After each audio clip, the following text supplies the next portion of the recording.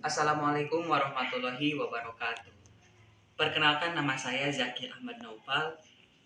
Saya adalah mahasiswa dari semester 3 Universitas Muhammadiyah Tasikmalaya, Fakultas Keguruan dan Ilmu Pendidikan Program Studi Bimbingan dan Konseling. Nah, teman-teman, di sini saya akan menjelaskan dan saya akan mempraktekkan mengenai teknik keterampilan dasar dan konseling. Nah, teknik keterampilan dasar dan konseling yang pertama yaitu invitation skill. Invitation skill memiliki makna menjalin hubungan. Berarti menjalin hubungan dengan antara konselor dengan konseling. Dalam keterampilan invitation skill ada beberapa keterampilan. Yang pertama, keterampilan menghampiri, yaitu dengan cara mendengarkan dengan aktif melalui penyamaan bahasa antara konselor dan konseling. Lalu merespon setiap bahasa yang diutarakan oleh konseling. Selain keterampilan menghampiri, ada keterampilan verbal, yaitu dengan cara berbicara, dan nonverbal, yaitu salah satunya dengan cara sentuhan. Memiliki fungsi untuk mendorong klien agar bisa terbuka dalam dalam proses konseling selanjutnya. Selain itu, untuk membangun kepercayaan antara konselor dengan konseling. Selain invitation skill, yang kedua yaitu ada parafrase. Parafrase tujuannya yaitu untuk menciptakan empati agar klien mau terbuka, berbicara terbuka dengan konselor.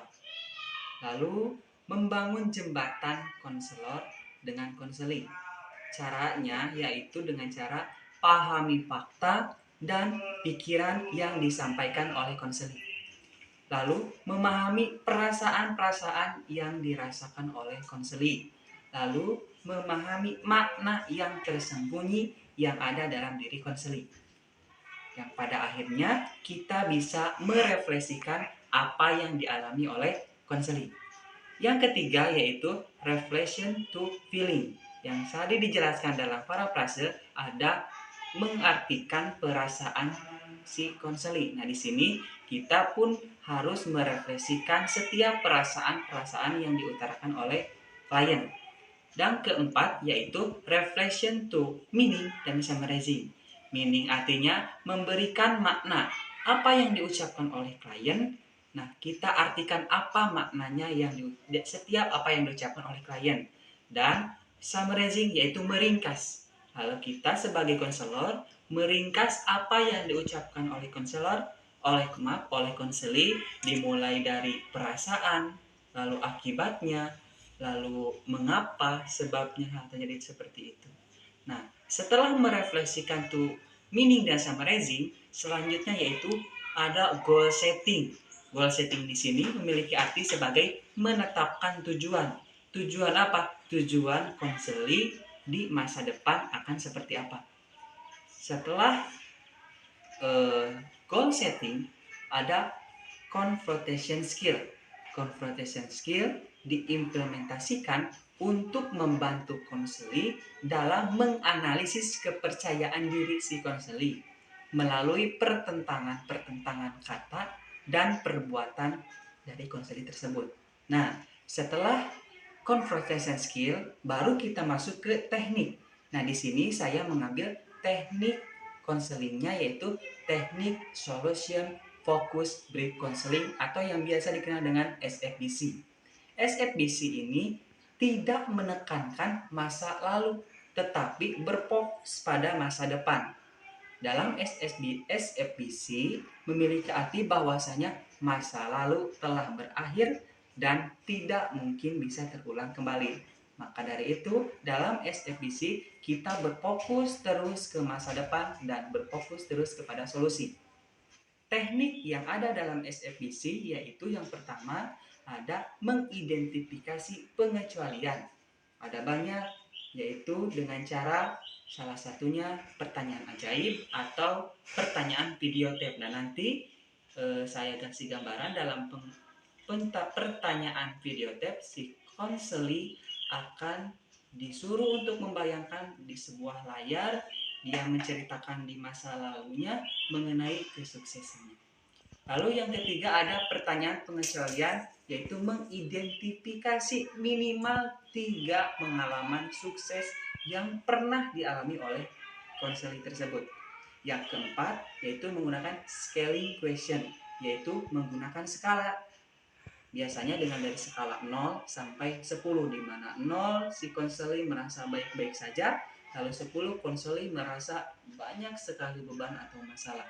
Nah, konseling akan disuruh untuk memilih di mana dia sekarang atau letaknya di skala berapa. Lalu yang terakhir yaitu memberikan pesan antara konseling dan konselor. Konselor memberikan pesan kepada konseling supaya konseling bisa menemukan solusi untuk masa depan dan solusi untuk masalah yang dialami. Baik, nah itu adalah teknik dan keterampilan dasar yang akan saya praktekkan sekarang. Nah, untuk itu selanjutnya saya akan mempraktekkan bagaimana teknik tersebut dilakukan pada proses konseling, dimulai dari invitation skill, lalu paraphrase, reflection to feeling, reflection to meaning dan summarizing, goal setting, confrontation skill, lalu dengan teknik solution focus brief counseling atau dikenal dengan SFC. Pada itu teman-teman selamat menyaksikan praktek dari konseling tersebut. Assalamualaikum. Waalaikumsalam. Bagaimana kabarnya? Alhamdulillah baik. Baik. Oke, Helmi, kemarin saya sudah menerima intake info, dan untuk sekarang apakah sudah siap untuk mengikuti sesi konseling? Ya, siap. Oke, baik. Silakan duduk. Di sini ada 3 kursi. Silakan pilih salah satu kursi mana yang menurut Helmi nyaman untuk duduk. Ya, saya duduk di sini aja. Oke, silakan. Nah, untuk sekarang saya yang akan duduk. Menurut Helmi sendiri, saya harus duduk di sebelah mana? Apakah sebelah sini atau sebelah sini? Ya, bisa sebelah sana. Sini? Ya. Nah, untuk posisinya kalau memang belum nyaman silahkan digeser, tidak apa-apa. Kalau memang sudah nyaman juga tidak apa-apa. Ya, saya gitu. Baik. Nah, untuk kursi ini apakah mengganggu atau menghalangi atau tidak? Ya, enggak lah, ya kan. Tidak apa-apa. Ya. Baik. Baik, Helmi, sebelumnya perkenalkan, nama saya Zaki Ahmad Naufal. Di sini saya berperan sebagai konselor. Ya. Oke. Sebelumnya saya ingin meminta izin terlebih dahulu. Apakah boleh saya mencatat semua data-data yang nanti akan disampaikan? Ya, silakan boleh. Baik, kalau begitu saya izin terlebih dahulu untuk mengambil buku catatan. Ya, silakan. Oke. Bagaimana perjalanannya tadi? Apakah lancar? Ya, alhamdulillah lancar-lancar. Datang ke sini sendiri? Sendiri? Sendiri. Naik motor? Ya, naik motor. Naik motor. Baik. Di jalan tidak ada apa-apa? Alhamdulillah tidak ada apa-apa. Oke. Kemarin saya sudah membaca seluruhnya intake form yang sudah dikirimkan oleh saudara Helmi. Ya. Dan apakah itu ditulis sama Helmi sendiri atau sama orang lain? Ya, itu ditulis sama saya sendiri. Sama sendiri. Ya. Baik, saya sudah baca ya, tapi sekarang ketemu kelihatannya masih bisa tersenyum, seperti tidak ada beban, tidak ada masalah apapun ya. Mudah-mudahan seperti itu. Ya. Baik, sebelum dilanjut tadi saya sudah perkenalan dan saya ingin mengetahui bagaimana sih latar belakang dari baik itu pendidikan atau lingkungan dari saudara Helmi sendiri. Ya, mungkin untuk latar belakang saya, saya tinggal di Kampung Cileres, Desa Pekalongan, Kecamatan Surangilir. Saya di keluarga memiliki 2 orang adik. Mana mungkin adik saya yang satu masih kecil dan yang satu lagi sedang menempuh pendidikan di tingkat SMP. Juga untuk riwayat pendidikan mungkin saya SD di Bojong, SMP di Purwokerto, dan juga tingkat SMA-nya saya SMA di Bandung Tasikmalaya. Dan untuk saat ini alhamdulillah saya tahun kemarin tahun 2020 saya baru lulus dari SMA.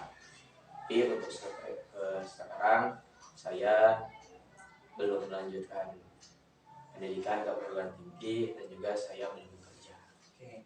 Tepatnya saudara Helmi itu sudah lulus sekolah di tingkat SMA, Ya. dan sampai sekarang memang masih belum bekerja. Ya. Seperti itu. Oke, baik. Sebelumnya apakah pernah mengikuti sesi konseling? Ya mungkin belum, ini baru pertama kalinya. Ini pertama kali mengikuti sesi konseling ya. Lalu ada nggak yang ingin ditanyakan mengenai konseling sendiri? Ya mungkin untuk konseling ini pertama saya ya mungkin ini baru pertama kali mengikuti kegiatan konseling. Ya saya mungkin bertanya tentang seputar konseling itu seperti apa. Saya jelaskan terlebih dulu kalau begitu mengenai konseling itu apa. Ya. Jadi konseling itu sebuah proses layanan bantuan terhadap seseorang yang membutuhkan solusi dari permasalahan kehidupannya, yang tujuannya memang seorang kalau kita bisa mengatakannya itu konseling. Jadi si konseling itu datang ke konselor meminta bantuan untuk mencarikan solusi supaya kehidupannya bisa berjalan dengan normal dan baik. Nah, itu merupakan gambaran umum dari sisi konseling. Ada yang ingin ditanyakan lagi? Ya, mungkin untuk sesi konseling kali ini kita akan memerlukan berapa banyak waktu? Sampai kapan? Untuk masalah waktu nanti kita akan maksimal 45 menit. Nah, kalau ditanya sampai kapan, kalaupun misalkan sesi konseling kita selesai hari ini, nanti kita selesaikan hari ini. Tapi kalau misalkan belum terselesaikan, nanti kita akan jadwalkan lagi sesi konseling yang kedua. Ya, siap. Ya. Nah, di sesi konseling sendiri itu ada yang dinamakan dengan asas kerahasiaan, di mana nanti data-data yang saya ambil dari kami itu menjadi rahasia, karena itu menjadi sebuah asas dari sebuah konseling. Nah, tapi sebelumnya saya ingin meminta izin terlebih dahulu, apakah nanti data-data yang saya terima itu boleh diberitahu atau di-share ke orang tua atau teman dekat atau menjadi rahasia konseling? Ya mungkin untuk saat ini jangan dulu diberitahukan kepada siapapun, masuk kepada orang tua cukup, nanti kita berdua saya yang tahu. Baik, berarti ini menjadi rahasia kita berdua, tidak disebarkan ke orang tua ataupun ke teman. Oke, baik, kita mulai ya untuk sesi konselingnya. Silakan, apa yang ingin kita selesaikan hari ini boleh diceritakan. Ya mungkin saya di sini memiliki sebuah permasalahan. Bahwa saya baru lulus tahun kemarin. Yang menjadi masalah ya mungkin saya masih kebingungan apa yang harus saya lakukan ketika saya sudah lulus seperti ini. Ya, dimana dulu ketika pas mau lulus sekolah saya sempat mencoba untuk mendaftar ke perguruan tinggi untuk melanjutkan pendidikan. Ternyata setelah saya menempuh persyaratannya di akhir, ya mungkin itu belum rezeki saya belum lulus, saya tidak lulus. Dan juga ketika setelah saya lulus dari sekolah, saya mencoba melamar pekerjaan. Ternyata dikarenakan situasi sekarang yang pandemi, sulit untuk mencari pekerjaan. Jadi yang akhirnya saya tidak bekerja dan juga tidak melanjutkan pendidikan. Oke, berarti saudara Helmi setelah lulus sekolah ini merasa bingung. Merasa bingung apa yang harus dilakukan, sempat ingin melanjutkan sekolah ke perguruan tinggi tetapi gagal. Dan tidak bisa masuk, dan sempat juga ingin mencari pekerjaan tapi terhalang karena pandemi. Pekerjaan tersebut tidak bisa didapatkan. Jadi dikarenakan itu saya merasa bingung, saya mau ngapain ke depannya. Sedangkan mungkin di usia saya seperti ini, masa saya harus terus bergantung kepada orang tua. Sedangkan tujuan saya ingin membahagiakan orang tua, baik itu dengan cara saya menempuh pendidikan yang lebih lanjut ke perguruan tinggi ataupun saya memiliki pekerjaan. Oke. Helmi mengatakan ingin membahagiakan orang tua. Lalu Helmi mengatakan tadi belum sempat belum bisa bekerja terus belum bisa melanjutkan ke sekolah. Lalu apa sih yang dirasakan sekarang, yang dialami setelah mengalami hal tersebut? Ya mungkin yang dirasakan setelah mengalami hal tersebut itu menjadi beban untuk saya, menjadi beban pikiran untuk saya terus berpikir saya sekarang ini mau ngapain, kedepannya mau seperti apa. Jadi saya masih kayak kebingungan lah, bingung. Jadi Helmi merasa sedih, bingung, menjadi beban karena belum bisa membahagiakan orang tua, lalu belum bisa bekerja, mendapatkan pekerjaan yang layak, mungkin karena tadi disebutkan karena pandemi. Lalu apa sih akibatnya yang dirasakan sekarang? Ya yang diakibatkan sekarang mungkin saya jadi karena kebingungan tadi ya, adanya kurang semangat mau melakukan apapun, sedangkan ya tuntutan mungkin saya harus bisa membantu kedua orang tua saya, apalagi kedua orang tua saya sekarang ya masih membiayai adik saya dalam pendidikannya. Dan saya inginkan mungkin kedepannya ya saya ingin seperti itu, bisa membantu kepada orang tua, tetapi dengan keadaan saya seperti ini ya saya belum bisa.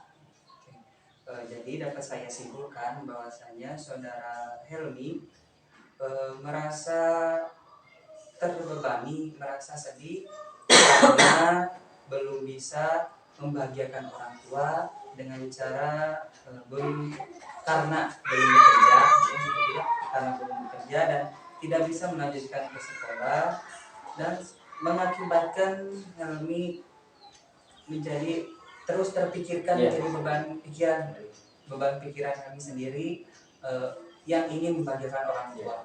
Di samping itu juga Helmi merasa mempunyai beban bahwasannya adik Helmi sendiri perlu dibiayai. Gitu ya. Oke. Baik, menurut Helmi sendiri, apakah membiayai adik itu memang sebenarnya menjadi tanggung jawab Helmi?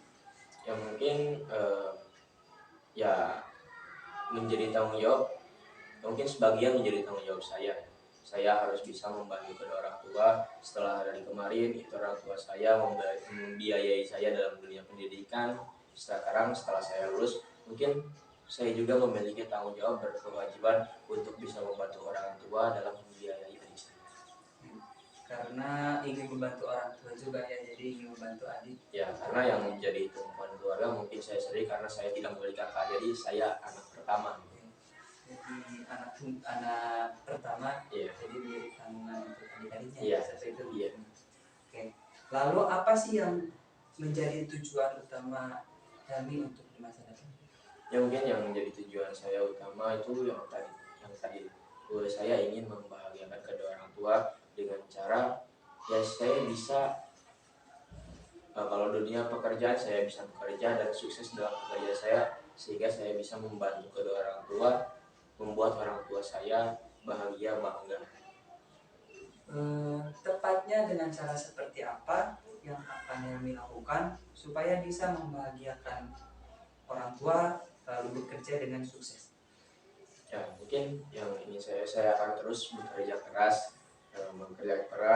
mencari pekerjaan, melamar pekerjaan supaya saya bisa mendapatkan pekerjaan. Ketika saya sudah mendapat pekerjaan yang layak, ya saya akan membantu kedua orang tua saya. Dengan cara bekerja keras, lalu mencari pekerjaan yang layak dan bisa membantu orang tua. Itu ya. Nah, untuk sekarang jika diskalakan, di mana skala 0 itu Helmi merasa baik-baik saja, tidak ada masalah apapun, dan skala 10 Helmi merasa banyak sekali beban dan masalah. Nah, untuk sekarang tepatnya Helmi berada di skala. Ya mungkin untuk sekarang ya pertengahan lah, skala 5. Pertengahan skala 5. Boleh diceritakan persisnya skala 5 itu seperti apa? Skala 5 mungkin saya pertama jelas mempunyai permasalahan, namun permasalahan tersebut ialah masih bisa saya usahakan untuk selesaikan, belum menjadi seburuk belum terlalu menjadi buruk. jadi punya permasalahan tapi masih merasa ini bukan masalah yang sangat besar. Oke, seperti itu ya, di skala 5. Lalu ada nggak kejadian di masa lalu di mana Helmi sendiri itu pernah merasa wah saya pernah membahagiakan orang tua? Ya mungkin untuk di masa lalu ya tepatnya di masa sekolah. Masa sekolah mungkin saya merasa pernah membahagiakan orang tua dengan saya bisa meraih beberapa prestasi di sekolah, baik itu prestasi akademik maupun non akademik. Pernah meraih prestasi akademik dan akademik. Ya. Baik. Sekarang kita bayangkan di depan Helmi ada sebuah layar, di mana di layar tersebut ada satu kejadian di masa lalu, baik itu di SMA atau SMP atau SD. Kejadian tersebut menggambarkan Helmi pernah membahagiakan orang tua dan merasa bangga terhadap apa yang sudah lakukan. Ya mungkin yang pertama kalau di bidang akademik, ya, saya pernah meraih prestasi mendapatkan peringkat pertama di kelas, dan juga saya pernah meraih prestasi mendapatkan juara umum di jurusan yang saya ambil di sekolah, dan itu membuat orang tua saya merasa senang, merasa bangga, ya mungkin merasakan bahagia dengan adanya prestasi yang saya raih. Oke.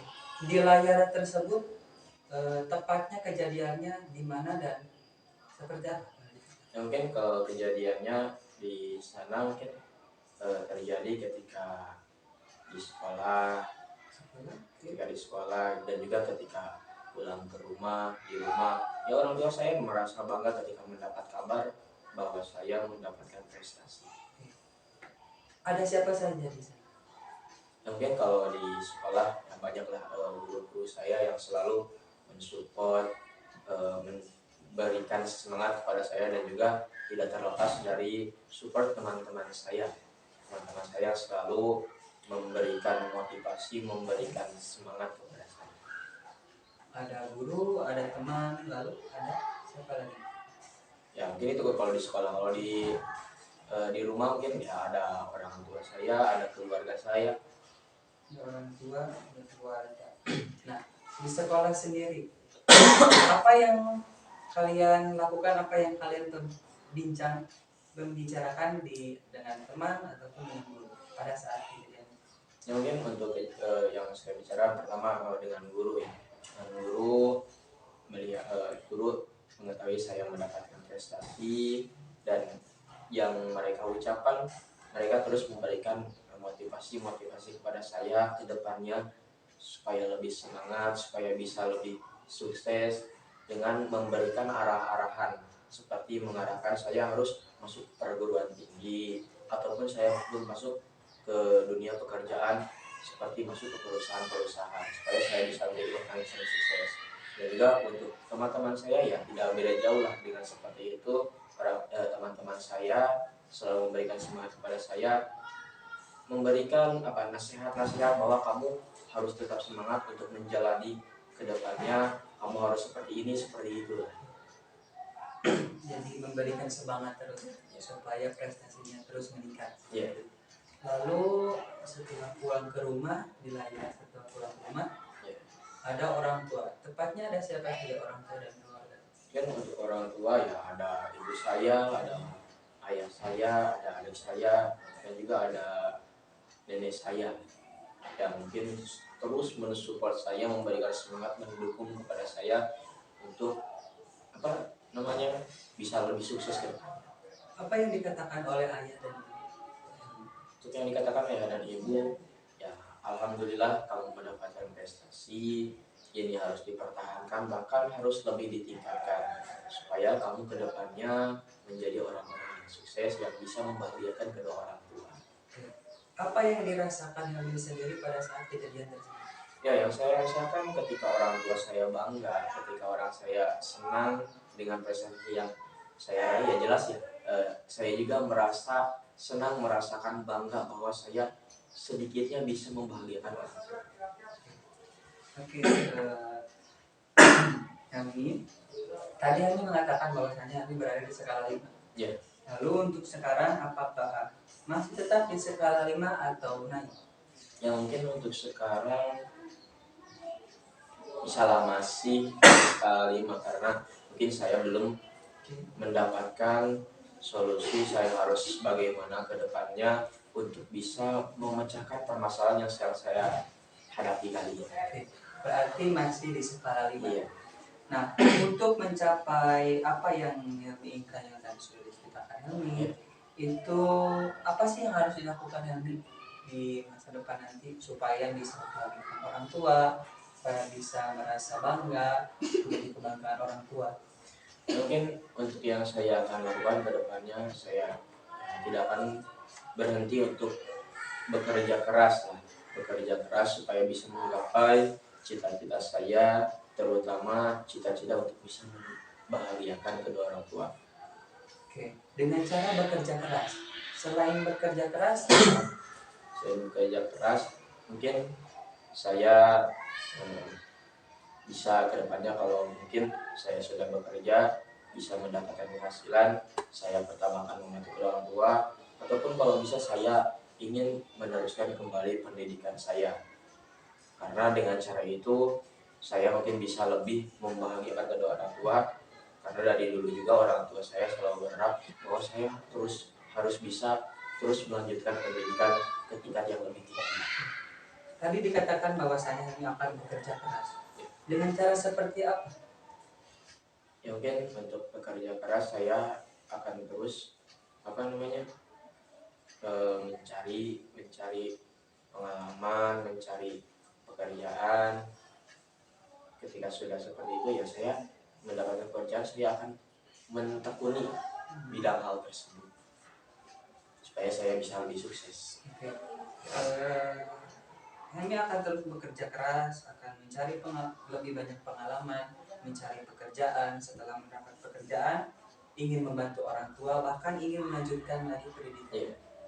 Lalu hal ini tuh kapan akan dilakukan?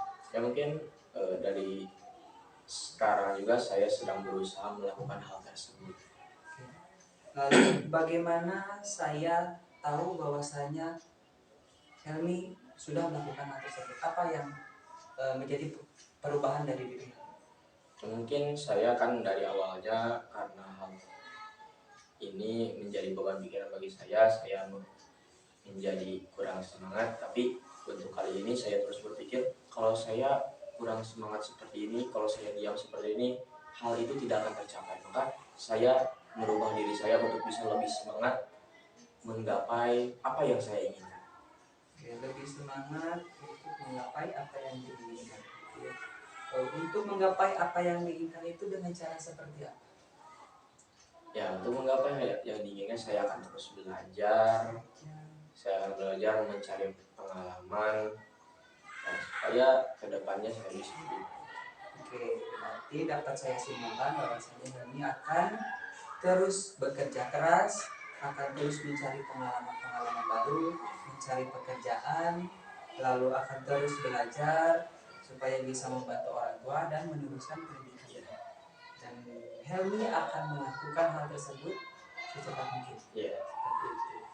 Lalu setelah hal tersebut dilakukan, menurut Helmi sendiri apa yang akan dirasakan oleh Helmi? Sensasi apa yang akan dirasakan? Kalau saya bisa melakukan hal tersebut, ya itu akan menjadi suatu kesuksesan bagi saya. Saya akan merasa sangat senang karena saya bisa menggapai apa yang saya inginkan.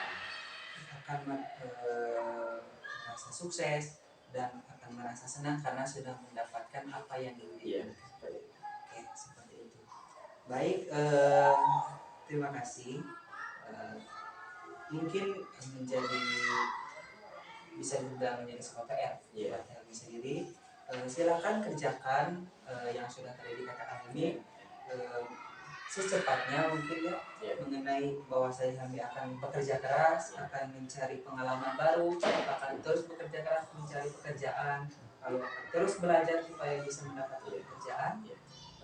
Dan ini tujuannya bahwasanya Helmi ingin membantu orang tua dan keluarga, Iya. lalu ingin melanjutkan pendidikan Iya. yang lebih tinggi lagi. Ya. Baik, terima kasih. Mungkin untuk sesi konseling ditutup sekian. Namun sebelum ditutup, saya ingin boleh ditinggikan terlebih dahulu apa kesan yang didapatkan oleh Hamdi sendiri selama di sesi konseling sekarang?